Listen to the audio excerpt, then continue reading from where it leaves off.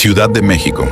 A principios de la década de 1940, la capital mexicana vivía una etapa de crecimiento acelerado. Las calles se llenaban de tranvías. Los cafés permanecían abiertos hasta altas horas de la noche. Los periódicos hablaban del progreso de un país que intentaba dejar atrás años de conflictos. Pero mientras la ciudad seguía su rutina, un caso comenzaba a desarrollarse en silencio. Un caso que cambiaría para siempre la historia criminal de México. Todo comenzó con un joven que, a simple vista, parecía destinado a convertirse en un profesionista exitoso, educado, inteligente, reservado y con un futuro prometedor. Su nombre era Gregorio Cárdenas Hernández. Años más tarde sería recordado como el estrangulador de Tacuba, considerado por muchos historiadores como el primer asesino serial moderno de México. Pero nadie imaginaba lo que ocurría detrás de la imagen tranquila que mostraba al mundo. Bienvenidos a Crímenes, Historias Reales. Gregorio Cárdenas Hernández nació el 14 de marzo de 1915 en el estado de Hidalgo. Desde muy pequeño llamó la atención por su inteligencia. Le gustaban los libros, pasaba horas estudiando y tenía un gran interés por las ciencias. Con el paso de los años ingresó a estudiar química. Sus profesores aseguraban que era un alumno brillante. Era disciplinado, cumplía con sus responsabilidades y parecía tener un futuro asegurado. Sin embargo, quienes convivían con él también notaban otro aspecto de su personalidad. Era extremadamente reservado. Le costaba relacionarse con otras personas. Prefería pasar largos periodos completamente solo. Mientras otros jóvenes salían con amigos, Gregorio dedicaba la mayor parte de su tiempo al estudio y a sus propios pensamientos. Aún así, nadie veía en él señales de que pudiera convertirse en protagonista de uno de los casos criminales más impactantes del país. En aquellos años, la colonia Tacuba era una zona tranquila de la Ciudad de México. Calles empedradas, casas antiguas, pequeños comercios, una comunidad donde los vecinos prácticamente se conocían entre sí. Fue precisamente allí donde Gregorio alquiló una vivienda. Desde el exterior parecía una casa completamente normal. Nadie imaginaba que, con el paso del tiempo, aquel lugar sería conocido por toda la nación. Mientras tanto, Gregorio llevaba una vida aparentemente ordenada. Continuaba estudiando, leía constantemente y mantenía una rutina que no despertaba sospechas. Sin embargo, detrás de esa apariencia comenzaban a surgir comportamientos que solamente él conocía. Sus pensamientos se volvían cada vez más complejos. Se aislaba durante largos periodos y llevaba un mundo interior que nadie parecía comprender. Décadas después, psiquiatras e historiadores analizarían su personalidad, intentando explicar cómo alguien con un perfil tan académico terminó involucrado en un caso que conmocionó al país. Pero una cosa quedó clara: la inteligencia por sí sola nunca determina el comportamiento de una persona. Tampoco una carrera universitaria convierte a alguien en incapaz de cometer un delito. Cada decisión sigue siendo responsabilidad de quien la toma. En 1942, Gregorio conoció a varias jóvenes con quienes comenzó a relacionarse. Algunas amistades fueron breves, otras apenas duraron unos días. Nada parecía fuera de lo común, pero poco tiempo después comenzaron a registrarse desapariciones que desconcertaron a familiares y amigos. Al principio nadie imaginó que aquellos casos estuvieran relacionados. Las investigaciones eran limitadas. La comunicación entre autoridades era mucho más lenta que en la actualidad, y muchas personas pensaban que simplemente las jóvenes habían decidido marcharse. Sin embargo, conforme pasaban los días, las dudas comenzaron a crecer. Familias enteras acudían a la policía buscando respuestas. Los investigadores intentaban reconstruir los últimos movimientos de las desaparecidas. Y, poco a poco, un mismo nombre empezó a aparecer repetidamente en las declaraciones: Gregorio Cárdenas Hernández. Aquel estudiante de química, el joven inteligente, educado, respetuoso y aparentemente incapaz de hacer daño a nadie. Sin saberlo, la policía estaba a punto de iniciar una investigación que cambiaría para siempre la criminología mexicana. Porque detrás de la puerta de una modesta casa en Tacuba se ocultaba un secreto que conmocionaría a todo el país. Y muy pronto, México descubriría un caso criminal que permanecería en la memoria durante generaciones. Las desapariciones comenzaron a preocupar cada vez más a la policía de la Ciudad de México. Lo que en un principio parecían casos aislados, empezó a mostrar inquietantes coincidencias. Las víctimas tenían edades similares. Habían sido vistas por última vez en zonas cercanas a Tacuba. Y, conforme avanzaban las entrevistas, un mismo nombre aparecía una y otra vez: Gregorio Cárdenas Hernández. Los investigadores decidieron conocer más sobre aquel joven estudiante de química. Su expediente no mostraba antecedentes criminales. Sus profesores hablaban de él como un alumno inteligente. Sus vecinos lo describían como un hombre tranquilo, reservado y educado. Nadie parecía sospechar de él, pero precisamente esa imagen hizo que los detectives quisieran profundizar aún más. Comenzaron a reconstruir sus últimos movimientos. Revisaron los lugares que frecuentaba. Hablaron con personas que lo conocían y poco a poco las piezas comenzaron a encajar. Varios testigos aseguraban haber visto a algunas de las jóvenes desaparecidas en compañía de Gregorio poco antes de que se perdiera todo rastro de ellas. Aquellas declaraciones cambiaron por completo la investigación. Por primera vez, los detectives tenían un sospechoso claro. Sin perder tiempo, solicitaron una orden para inspeccionar la vivienda que Gregorio alquilaba en la colonia Tacuba. Era una casa modesta. Desde el exterior no tenía nada que llamara la atención. Una puerta de madera, un pequeño patio, ventanas cerradas. Todo parecía completamente normal.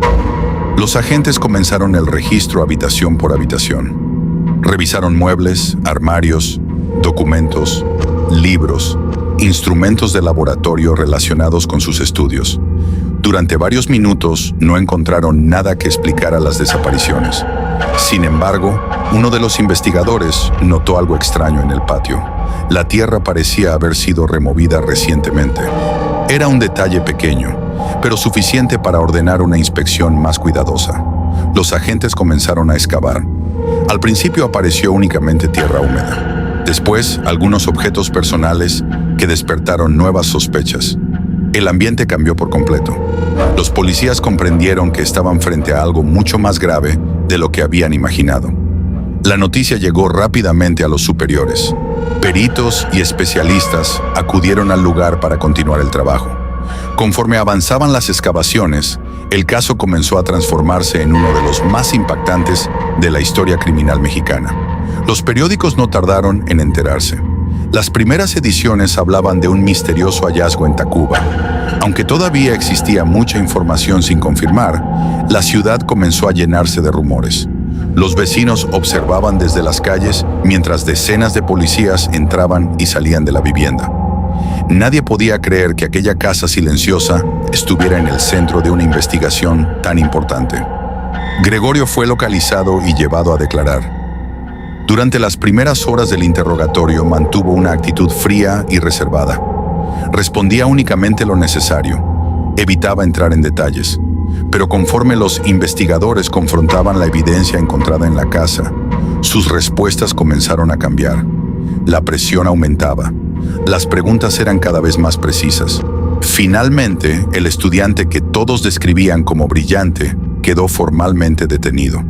La noticia ocupó las portadas de los principales periódicos del país. El estudiante de química detenido. Hallazgos en Tacuba estremecen a la capital. Una investigación sin precedentes. México entero seguía el caso con asombro. ¿Cómo era posible que un joven universitario, aparentemente tranquilo y sin antecedentes, estuviera relacionado con una investigación de semejante magnitud? Pero lo más sorprendente aún estaba por llegar, porque durante los interrogatorios y las evaluaciones psiquiátricas comenzarían a surgir explicaciones que dividirían a médicos, abogados y jueces. La gran pregunta ya no era solamente qué había ocurrido. Ahora todos querían saber algo aún más difícil de responder. ¿Quién era realmente Gregorio Cárdenas Hernández? ¿Un hombre plenamente consciente de sus actos? ¿O una persona con graves problemas mentales? Esa pregunta marcaría el juicio que estaba a punto de comenzar y convertiría este caso en uno de los más debatidos en la historia de la criminología mexicana. La captura de Gregorio Cárdenas Hernández conmocionó a la Ciudad de México. En cuestión de días, su nombre apareció en todos los periódicos del país. La historia del joven estudiante de química había dejado de ser una simple investigación policial. Ahora era el caso criminal del que todos hablaban. Los periodistas hacían fila frente a los tribunales. Los vecinos de Tacuba seguían cada noticia. Y miles de personas intentaban comprender cómo un hombre con apariencia tranquila había terminado en el centro de una investigación tan impactante. Mientras tanto, Gregorio permanecía bajo custodia. Los investigadores continuaban entrevistándolo durante horas. Querían entender qué había ocurrido, pero también intentaban descubrir quién era realmente aquel hombre. Durante los interrogatorios, Gregorio mostró una actitud que desconcertó incluso a los detectives más experimentados. En algunos momentos, respondía con absoluta calma. En otros permanecía completamente en silencio. Parecía controlar cada palabra, cada gesto, cada respuesta. Su comportamiento despertó inmediatamente el interés de médicos y especialistas en psiquiatría. Las autoridades ordenaron una serie de evaluaciones para determinar si comprendía plenamente las consecuencias de sus actos. Era una pregunta fundamental, porque de esa respuesta dependería buena parte del proceso judicial. Durante semanas, distintos especialistas analizaron su conducta. Algunos sostenían que presentaba graves alteraciones psicológicas. Otros afirmaban que era plenamente consciente de lo que hacía y que simplemente intentaba aparentar un estado mental diferente. El debate llegó rápidamente a los periódicos. La sociedad comenzó a dividirse. Algunos pensaban que Gregorio debía recibir el máximo castigo permitido por la ley. Otros creían que su estado mental debía ser considerado durante el juicio. Era una discusión que nunca antes había alcanzado semejante nivel en México. Cuando finalmente comenzaron las audiencias, la expectativa era enorme. Las salas permanecían llenas. Abogados, periodistas, médicos, curiosos. Todos querían escuchar al hombre que ocupaba las portadas de los diarios. La fiscalía presentó las pruebas obtenidas durante la investigación, los testimonios, los informes periciales y la evidencia recopilada en la casa de Tacuba. La defensa, por su parte, centró gran parte de su estrategia en las evaluaciones psiquiátricas. Argumentaba que Gregorio sufría alteraciones mentales que afectaban su capacidad para actuar con normalidad. Los especialistas comparecieron uno tras otro. Cada uno ofrecía una explicación diferente. Nunca antes un juicio criminal en México había despertado tanto interés por la psiquiatría. El caso comenzó a estudiarse incluso en universidades. Médicos y juristas debatían constantemente sobre la responsabilidad penal y la salud mental. Mientras tanto, Gregorio permanecía sentado frente al tribunal, con una serenidad que muchos describieron como inquietante. Observaba atentamente cada intervención, escuchaba los testimonios y rara vez mostraba alguna emoción. Aquella imagen quedó grabada en la memoria de quienes asistieron al juicio. Con el paso de las semanas, el proceso se convirtió en un acontecimiento nacional. La radio informaba diariamente sobre las audiencias. Los periódicos dedicaban páginas completas al caso. La opinión pública esperaba conocer el desenlace. Finalmente, después de analizar toda la evidencia y escuchar a los especialistas, el tribunal llegó a una decisión. Gregorio Cárdenas Hernández fue declarado penalmente responsable. Sin embargo, debido a las conclusiones médicas presentadas durante el proceso, las autoridades determinaron que debía permanecer internado en una institución especializada bajo supervisión. Muchos pensaban que aquel sería el final de la historia, que Gregorio pasaría el resto de su vida lejos de la sociedad, pero estaban completamente equivocados, porque años después ocurriría algo que nadie habría imaginado.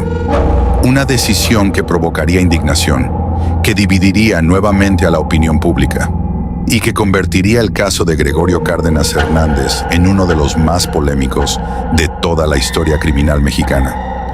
Cuando el juicio llegó a su fin, la mayoría de los mexicanos pensó que la historia de Gregorio Cárdenas Hernández había terminado. Después de semanas de audiencias, debates entre psiquiatras y una enorme cobertura mediática, el país creyó que nunca volvería a escuchar su nombre, pero estaban completamente equivocados, porque el caso apenas comenzaba a escribir uno de los capítulos más inesperados de la historia criminal de México. Tras la sentencia, Gregorio fue internado en una institución psiquiátrica mientras las autoridades continuaban evaluando su estado mental. Durante los primeros años permaneció bajo estricta vigilancia.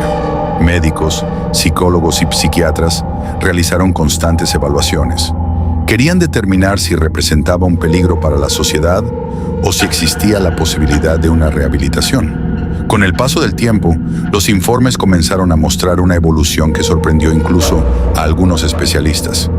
Gregorio retomó sus estudios, leía durante horas, escribía constantemente y colaboraba con distintas actividades dentro de la institución.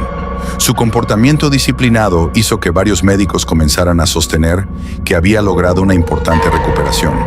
Sin embargo, no todos compartían esa opinión. Muchos especialistas seguían considerando que una persona involucrada en un caso tan grave jamás debía recuperar la libertad. La discusión volvió a dividir a la sociedad mexicana.